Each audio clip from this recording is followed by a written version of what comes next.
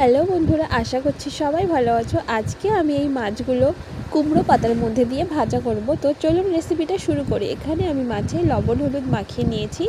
এবার আমি এর মধ্যে দিয়ে দিচ্ছি মশলা। এখানে আছে আদা রসুন আর জিরে বাটা। তো অল্প একটু এই মশলা দিয়ে আমি মাছের সাথে ভালো করে মাখিয়ে নেব। তো মাছের সাথে ভালো করে মাখানো হয়ে গেছে। আর এদিকে দেখুন আমি একটা থালার মধ্যে কুমড়ো পাতাগুলো রেডি করে নিয়েছি। এবার আমি এর মধ্যে মাছগুলো দিয়ে দেবো।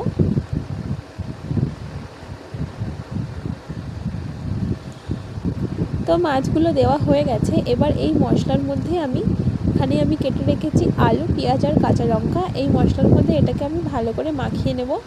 আর এর মধ্যে আমি পরিমাণ মতো একটু লবণ আর হলুদ দিয়ে দিয়েছি, দিয়ে আমি ভালো করে মাখিয়ে নিচ্ছি। তো এবার এটা আমি এই মাছের সাথেই দিয়ে দেবো। মাছের চারিধার থেকে ভালো করে দিয়ে দেবো।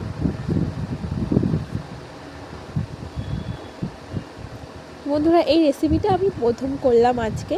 খেতে তো খুবই ভালো হয়েছিল। আপনারাও অবশ্যই করে খাবেন আর জানাবেন কেমন হয়েছে। আর যদি এই রেসিপিটা অন্যরকম প্রসেসে করা যায় তো আপনারা অবশ্যই কমেন্টে জানাবেন।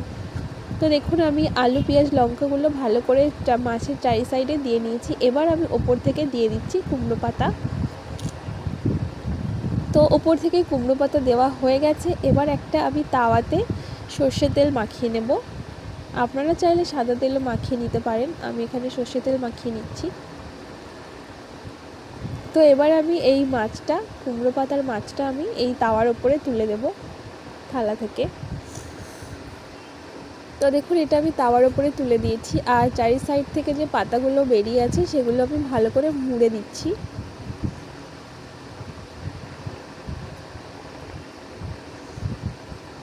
তো এটা একদম পুরো রেডি হয়ে গেছে। এবার আমি এটাকে আস্তে আস্তে রান্না করব। গ্যাসের বসালাম, তো একদম স্লো আঁচে রান্না করব। আপনাদের কাছে যদি কাঠের উনুন থাকে তো আপনারা এটা কাঠের উনুনে রান্না করবেন, আরও টেস্ট হবে এটা খেতে।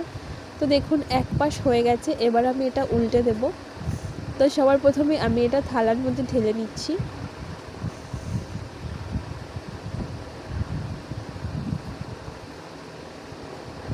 তো তাওয়াতে আমি আবারও দিয়ে দিচ্ছি সর্ষের তেল। ভালো করে মাখিয়ে নেব। তেলটা আমি ভালো করে মাখিয়ে নেব, নাহলে পাতাটা লেগে যাবে। তো তেলটা মাখানো হয়ে গেছে। এবার আমি এটা তাওয়ার উপরে উল্টে ঢেলে দেবো। তো দেখুন আমার যে এই পাশটা পুরো রেডি হয়ে গেছে আর কালারটা কত সুন্দর এসেছে, লাল লাল। তো এবার আমি এটাকেও আস্তে আস্তে স্লো আছে একদম আমি রান্না করে নেবো। তো দেখুন বন্ধুরা, আমি অল্প একটু কেটে দেখালাম। এটা একদম পুরো রেডি হয়ে গেছে। আপনারা অবশ্যই একবার এভাবে ট্রাই করে দেখবেন।